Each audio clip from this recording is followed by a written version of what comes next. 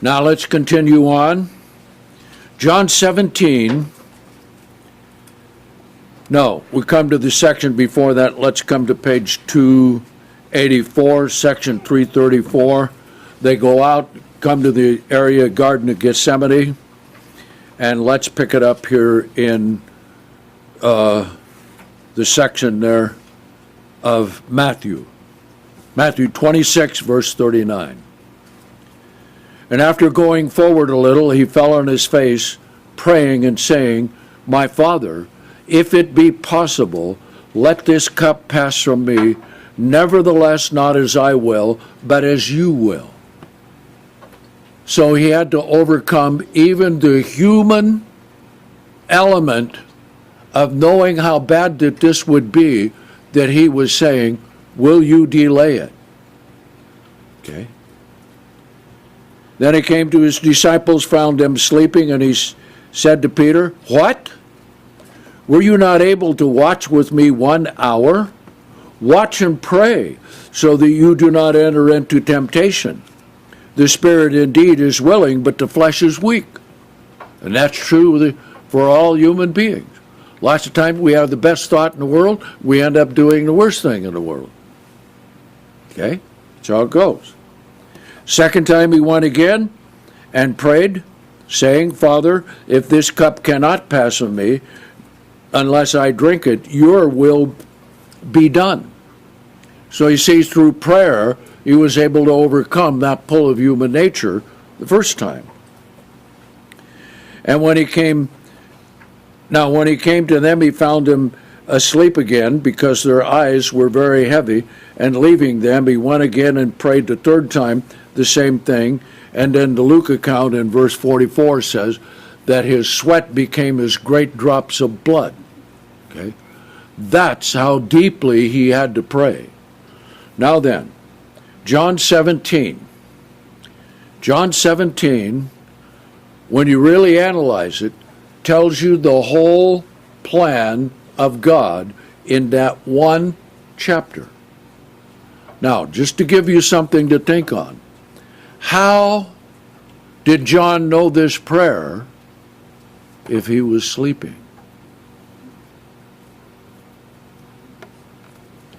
Jesus had to give him this prayer sometime later.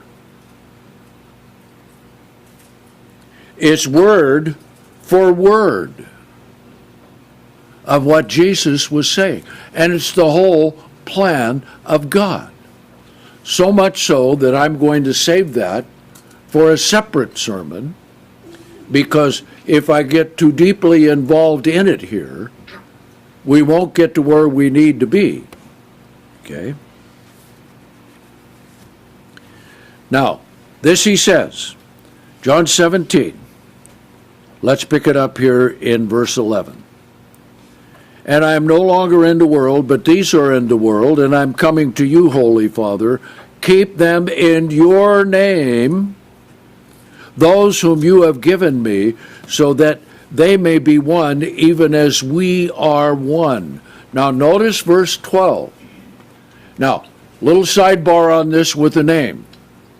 You meet a sacred namer, and he says, oh, you got to have this Hebrew name, this name, the other name. All right? If you turn to John 17, and in the Greek it is ho pater, Father, that's his sacred name for the New Testament. There's no other name. It's not here. So keep that in mind. Okay? I protected them whom you have given me, and not one of them has perished except the son of perdition, in order that the scriptures might be fulfilled. And then it shows that we are to become at one with Christ and the Father. Okay, verse 20, we'll take another couple verses here. I do not pray for these only, but also for those who shall believe in me through their word. That's us.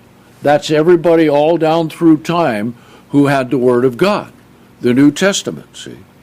And he's praying. He makes intercession for us, correct? Yes. Okay. Now verse 21. Notice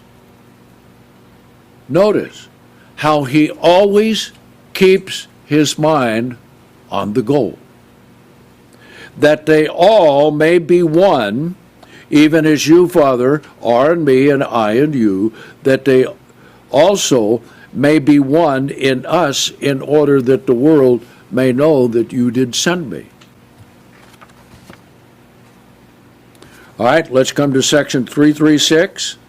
Time of betrayal, about 12:20. Now I've got a two-page chart showing the whole thing hour by hour down through the time. So you go through that. Okay? Matthew 26, verse 45. Then he came to his disciples and said to them, "Sleep on, take your rest.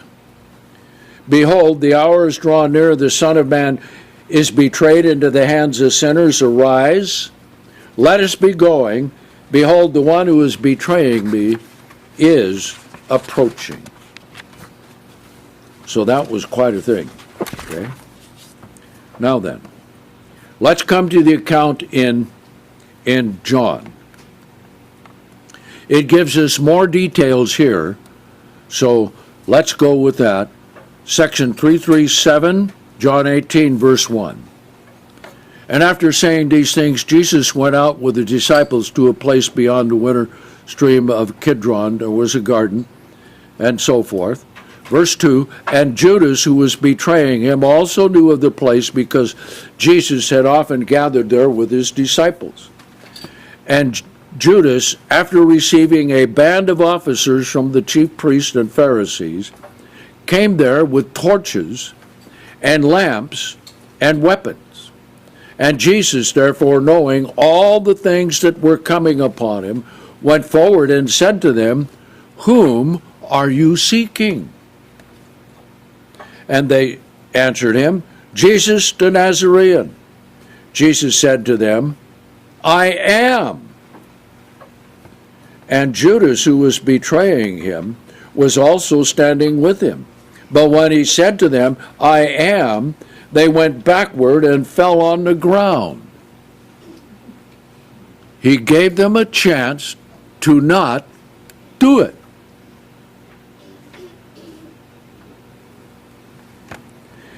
Then he asked them, "Whom are you seeking?" And he said, "Jesus the Nazarene." And he answered and told them, "I am. Therefore, if you are seeking me, allow these to go their way." Continuing on the next page, so that the saying might be fulfilled, which he had said, "Of those you have given me, not one of them is lost."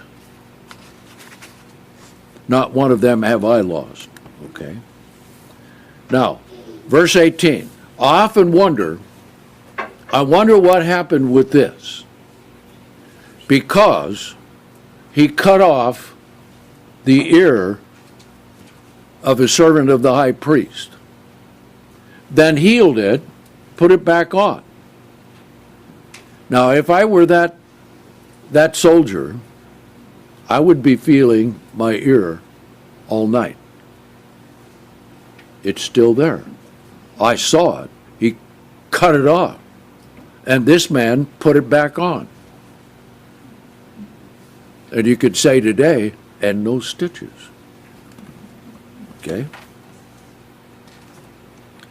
Next section, 338, continuing John 18. Then Simon Peter, who had a sword, drew it out and struck the servant of the high priest and cut off his right ear. And the servant's name was Malchus. But Jesus said to Peter, "Put away your sword into the sheath. Shall I not drink the cup that the Father has given me?" Then the band and the chief priest and chief captain and officers of the Jews took hold of Jesus and bound him. Okay? All right. Next page, 288. But all of this has happened so that the scriptures of the prophets might be fulfilled. Now think about that. Everything, you have a section here right after this, 28 prophecies fulfilled, okay, in one day. No, I think we have it before this section here, okay. How were all of those fulfilled? Well, the angels were making sure they were done, and the demons were carrying out what they were allowed to do, okay. Then all the disciples forsook him and fled. So, let's continue on here in the section in John 18. Next one, 3:40. And they led him away to Annas first, who was the father-in-law of Caiaphas, who was the high priest of that year. Now it was Caiaphas who had given counsel to the Jews that it was profitable for one man to perish for the people. Okay. Now then, Peter followed along. Now, why did he follow along? Why didn't he just run off with the others? What had to happen to Peter? He had to deny him 3 times, so he couldn't go off by himself. Okay? Now the next section, 3:41. But Simon Peter and the other disciple followed Jesus, and that disciple was known to the high priest, and entered in with Jesus into the court of the high priest. But Peter stood outside at the door. Then the other disciple, who was known to the high priest, went out and spoke to the doorkeeper and brought Peter in. All of that, the angels must have been really, really busy that time making sure everything was done. Okay? Now the servants of the officers had made a fire, for it was cold, and they were standing there warming themselves, and Peter was also standing and warming himself. I wonder what he thought, because who was there with the healed ear? And who was the one who had the sword to cut it off? Peter. Okay. Now, next section. Then the high priest questioned Jesus concerning his disciples and concerning his teachings. Jesus answered him, I spoke openly to the world. I always taught in the synagogues and in the temple, where the Jews always assemble, and I spoke nothing in secret. Why do you question me? Ask those who have heard what I spoke to them. Behold, they know what I said. Good lesson. You don't answer every question directly, but answer with a question. Put the burden of proof on them. Next section. But after he said these things, one of the officers who was standing by struck Jesus on the face, saying, Do you answer the high priest in that way? Jesus answered him, If I've spoken evil, testify of the evil, but if well, why do you strike me? Then Annas sent him bound to Caiaphas the high priest. All right, let's pick it up here in Matthew. This gives us more details. Okay. Verse 59, Matthew 26, section 343. Now the chief priests and elders and the whole Sanhedrin, now the whole Sanhedrin was 120, sought false evidence against Jesus so that they might put him to death. For they did not find any, although many false witnesses came forth, and they did not find any evidence. Then at last 2 false witnesses came forward and said, This man said, I have the power to destroy the temple of God and to rebuild it in 3 days. Now this sounds like one of the hearings of the Democrats today, doesn't it? We got to find a crime. But Jesus was silent, and the high priest answered him, I adjure you by the living God that you tell us if you are the Christ, the Son of God. And Jesus said to him, I have said it. Moreover, I say to you, in the future you shall see the Son of Man sitting at the right hand of power and coming in the clouds of heaven. Projected clear forward to his second coming. Now they understood this because they knew Daniel, the 7th chapter, that the Son of Man came to the Ancient of Days. They knew that. See? Now notice, then the high priest ripped his garment, saying, "He blasphemed. Why do we need any more witnesses? Behold, you have just now heard his blasphemy. What do you think?" And they answered and said, "He's deserving of death." Then they spit in his face and struck him with their fists, and some struck him with rods, saying, "Prophesy to us, Christ, who is the one that struck you?" Now then, come over here to the next section, 344. Come to the account in Luke. Okay? Verse 56. Luke 22. And a certain maid saw him sitting there by the light, and after looking at him intently, she said, "Now this one was with him." Then he denied him, saying, "Woman, I do not know him." And after a little while, another saw him and said, "You also are one of them." But Peter said, "Man, I am not." Now, after about an hour had passed, a certain other man strongly affirmed, saying, "In truth, this one was with him, for he is indeed a Galilean." And Peter said, "Man, I do not know what you're talking about." And immediately, while he was yet speaking, the cock crowed. Now this scene always intrigues me. Then the Lord turned and looked at Peter. And Peter remembered the word of the Lord. So Peter looked him, the Lord looked him right in the eye, and Peter looked in the eye, him in the eye, how he had said to him, "Before the cock crows, you shall deny me 3 times. And then he went out. Okay. Next section, continuing in Luke. Then Peter went out and wept bitterly. Now, how great a sin was that? Pretty powerful. Did Peter remember this the rest of his life? Yes, he did. And we'll see that later, right before Jesus ascended, he had a special message for Peter because of this. Okay. Now let's continue on. Let's continue right on with the section in Luke. Okay.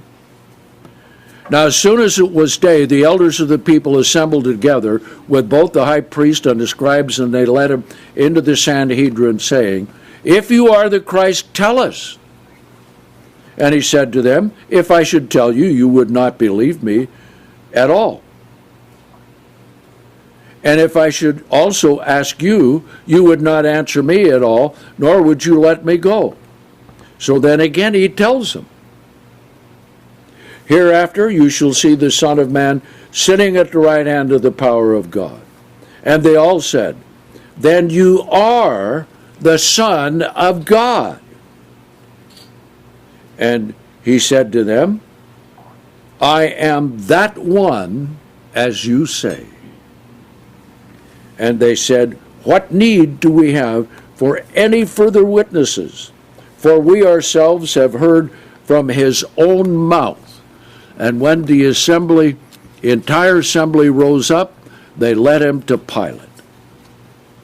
Okay? Quite a thing. Okay, let's go on. Come to the next section, 346. Now I've got a whole sermon on the enigma of Judas Iscariot. Why did he have to die the way that he did?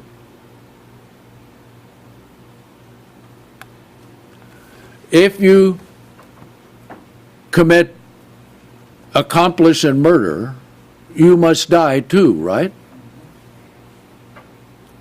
Would the Jews execute him? Would the Romans execute him? Could the disciples execute him? No. Who executed him? Himself. That was the only way he could have been given the death penalty, because no one else would have done it. Okay, let's read it. Matthew 27. Now when Judas, who had betrayed him, saw that he was condemned, he changed his mind and returned the 30 pieces of silver to the chief priests and elders, saying, I have sinned and betrayed innocent blood. But then they said, what is that to us? You see to it yourself. And after throwing down the pieces of silver in the temple, he went out and hanged himself. So then they said, look at how righteous they were. Verse 6, the chief priest took the pieces of silver and said, it's not lawful. Here they are, killing Christ, and now they're saying it's not lawful that we put this money back in the treasury, okay, because it was the price of blood. So they bought a field called the Field of Blood to this day. Okay? Next section. Brings him before Pilate. Let's look at the account in Matthew. Matthew 27, verse 11, section 347. Then Jesus stood before the governor. Now, let's stop here and ask the question. Who was it that killed Jesus?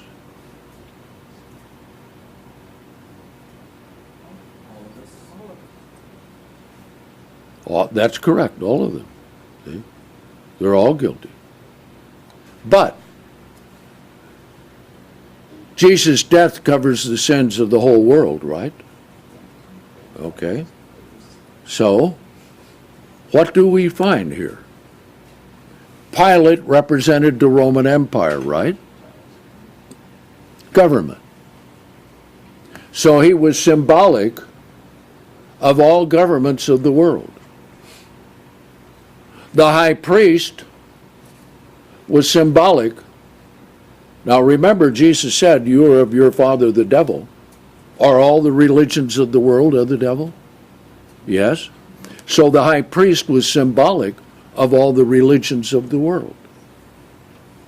And the people who said, crucify him, crucify him, crucify him, was symbolic of all the people of the world who rejected Christ. See? So this was a great and fantastic thing that was going on, way beyond just the account there that we have in the Bible as great ramifications. So, Matthew 27, verse 11, Jesus stood before the governor, and the governor questioned him, saying, are you the king of the Jews? And Jesus said to him, it is as you said. And when he was accused by the chief priests and elders, he answered nothing. Then Pilate said, do you hear how many things they testify against you? And he did not answer even one word to him, so that the governor was greatly amazed. All right. Now then, he finds out that he was from Galilee. So let's read the next account here.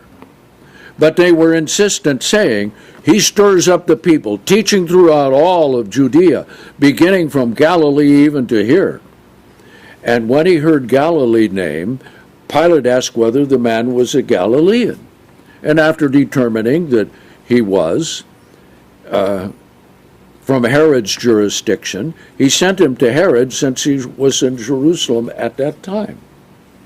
And when Herod saw Jesus, he rejoiced greatly, for he had long been desiring to see him, because he heard many things about him and was hoping to see a miracle done by him. And he questioned him with many words, but he answered nothing. All the while, the chief priest and the scribes stood vehemently accusing him. Then Herod and his soldiers treated him with contempt. After mocking him, put a splendid robe on him, and sent him back to Pilate. Now notice verse 12. That same day, Pilate and Herod became friends with each other, because before they were at enmity between them. There was enmity between them, okay? Can Satan bring people together? Bring them so they agree with each other and they're happy about it? Yes, he can. Remember World War II? Germany made a peace alliance with Russia, and they were all happy. They were all very glad that it occurred. Okay, but that turned out to be a total disaster, right? Yes. Okay. Let's continue on in the next one. They sent him back to Pilate. John 18, verse 31. Let's pick it up there. Then Pilate said to them, "You take him and judge him according to your own law." But the Jews said to him, "It is not lawful for us to put anyone to death." So the saying of Jesus might be fulfilled, which he had spoken to signify by what death he would die. It had to be, what did he tell Nicodemus on that night? He said, when the Son of Man is lifted up. He knew how he was going to die. Nicodemus didn't know a thing. His mind was closed. Later it was open. But I tell you, he had to come at night because he was afraid of the other one. Said, we know you're a man from God, but tell us something. He didn't tell him anything. He said, unless you are born again, you're not going to see the kingdom of God. And I imagine Nicodemus was saying, what is this? And Jesus said, well, if I tell you earthly things, what would you do if I told you heavenly things? Okay. So here we have it that they could not kill him. Okay. Okay. Verse 33. Then Pilate returned to the judgment hall and called Jesus and said to him, "Are you the king of the Jews?" Pilate answered him, "Do you ask this of yourself, or do others say it to you concerning me?" And Pilate answered, "Am I a Jew? How am I supposed to know? And the chief priests of your own nation have delivered you up to me. What have you done?" Now notice how he answered it.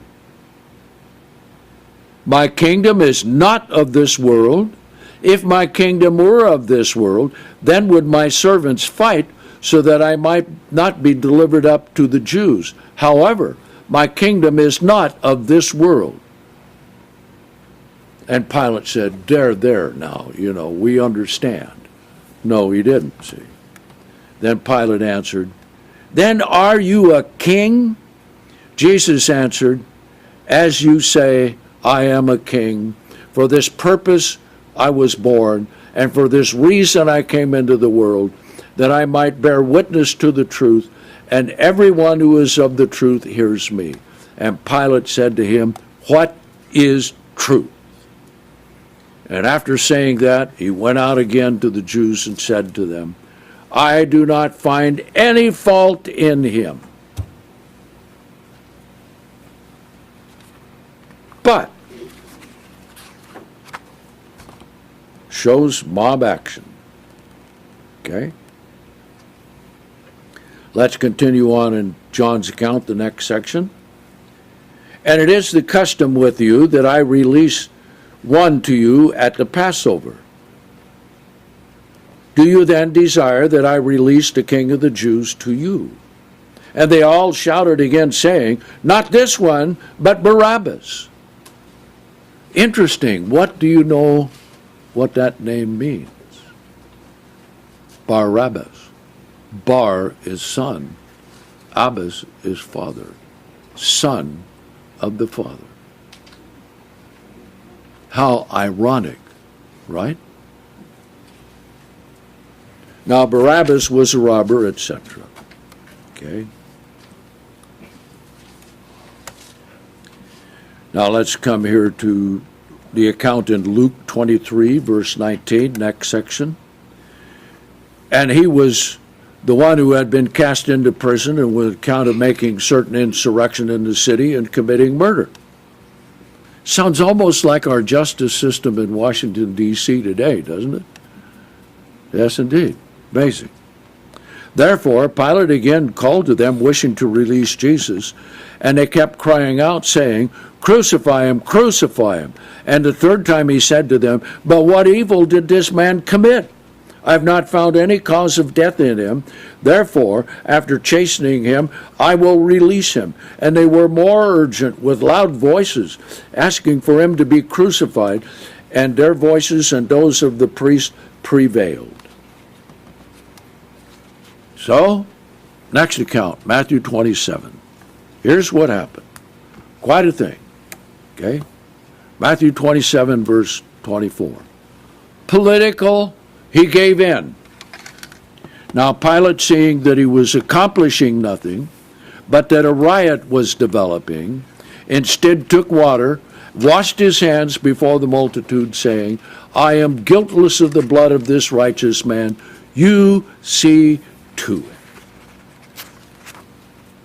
So then in verse 26, he released Barabbas to them, but after scourging Jesus, he delivered him up so that he might be crucified. Now, we're at a point here. Yes, we can finish it. Then the governor's soldier, after taking Jesus with them into the praetorium, gathered the entire band against them. And they stripped him of his scarlet cloak around him, and after plaiting a crown of thorns, put it on his head, and a rod in his right hand, and bowing their knees before him, they mocked him and kept saying, "Hail, King of the Jews!" Okay? Now notice this carefully, the next one. Remember, he's got the crown of thorn on his head. Then after spitting on him, and I'm sure it wasn't just a little water, they took the rod and beat him on the head, so those thorns would go right in under the skin, right next to his skull. And when they were done mocking him, they took the cloak off of him and put on his own garments and led him away to crucify him. Okay, the next section we've already covered, away with him. Let's come over here to page 300. And we'll pick up the section in Luke 23. Section 354, Luke 23, verse 26. And as they led him away, they laid on a certain Cyrenian named Simon, who was coming out of the field, and put the cross on him. Now, the cross, as you see in a movie, was not anything like this. They would take a tree, and they would put huge iron clasp on it, U-shape. So they could take a crossbar and put right there. And when the person died, they would take it out and put someone else there. Okay? So when Jesus was carrying his cross, he was carrying the crossbar. He was not carrying the whole thing. Okay? That's why it says in other places that he was crucified on a tree. Because it was a tree. And there were two trees, one on each side, for the other malefactors we'll see a little later. Okay? And following was a great multitude of people with many women who were also wailing and lamenting him. And Jesus turned and said to them, "Daughters of Jerusalem, do not weep for me, but weep for yourselves and your children. For behold, The days are coming in which they shall say, Blessed are the barren, and the wombs that did not bear, and the breast that did not give suck. Then shall they begin to say to the mountains, Fall on us, and the hills to cover us. So you see, he goes right from that time to the destruction of Jerusalem, and then on in to the part of Revelation 6, where the heavens roll back as a scroll, and the mountains and the earth and everything is shaken, and they go to the holes in the ground. Okay? Now then, yes, I think we'll be able to finish this. I need to do it with the next one is the last one, so that we can get all of this out to all the brethren before the Passover. Wouldn't be any good to get it done and then have it arrive a week after Passover. So we want to get it out to him ahead of time. Okay?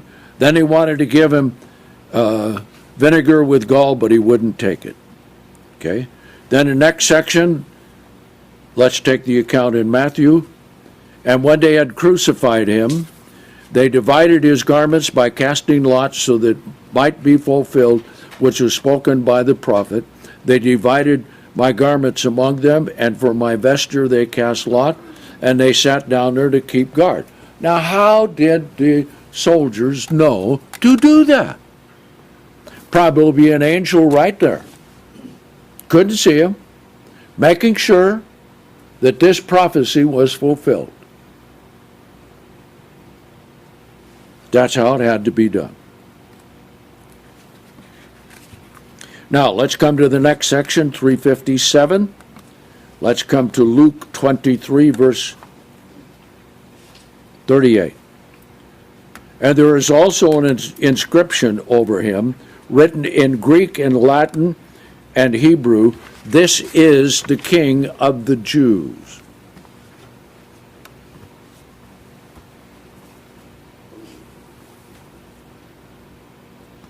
Now, let's take the next section. Turn the page, John 19 and verse 20. As a result, many of the Jews read this title, which was placed where Jesus was crucified near the city, and it was written in Hebrew and Greek and in Latin. Then the chief priests and Jews said to Pilate, Do not write King of the Jews. But he said, I am King of the Jews. Pilate answered, What I have written, I have written. You know, even down to the last thing. Try and change it all. Okay, then they had two other malefactors with them. Okay. Let's come to the next section, 358. Two malefactors, two robbers were crucified with him, one on the right hand, one on the left hand. And I do not know how one commentator said that there were two on the right hand and two on the left hand. I couldn't find it, okay? But that's what some people believe, okay? Now notice verse 28 of Mark 15, then the scripture was fulfilled which says, and he was numbered among lawbreakers. Okay? All of that. Why were two others crucified? Why didn't they just crucify one? Well, they were busy getting rid of bad people. All right? Now, let's come to the next section. Let's pick it up here in Matthew 27, verse 39. Then those who were passing by railed at him, shaking their heads and saying, You who would destroy the temple and rebuild it in 3 days, save yourself. Now, could Jesus have done that? But that would have been against the will of God. Okay? So he didn't. If you're the Son of God, come down from the cross. And the same way also, continuing on, next page, the chief priests were mocking and scribes and elders saying, he saved others, but he doesn't have the power to save himself. If he is the King of Israel, let him come down now from the cross, and we will believe. He trusted in God that he would deliver him now, if he will have him, for he said, I am the Son of God. And the two robbers who were crucified with him reproached him the same words. And from the 6th hour to the 9th hour, darkness was over all the land. Okay? Then we come to the account in Luke 23, just across on the other side of the page. The two malefactors, let's pick it up in verse 39. Then one of the malefactors who was hanging there railed at him, saying, If you are the Christ, save yourself and save us. But the other one answered and rebuked him, Do not even you fear God, who are under the same condemnation? We indeed justly, but we are receiving due payment for what we did. But this man did nothing. Then he said to Jesus, Lord, he says, Remember me, Lord, when you enter into your kingdom. And Jesus said to him, Truly I tell you today, you shall be with me in paradise. Now why could it not be that day?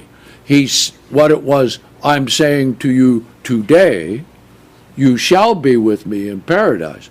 He didn't say today, you shall be in paradise. Yes, because Jesus was in the grave 3 days and 3 nights. But if that were the case, Jesus would not have been the firstborn from among the dead, right? Huh? Yes. Okay. Now then, that was the first saying of Jesus. There are 7 sayings, all right? We'll look at the 7 sayings and we'll finish for today. Come to the next section, 360. Okay? Verse 26. Jesus saw his mother and the disciple whom he loved standing, and he said to his mother, Woman, behold your son. That's number 2. Then he said to the disciple, Behold your mother. And from that time, the disciple took her into his house. Okay, that's number 3. Okay. Number 4. Okay. Number 4, and this had to happen exactly as it is here.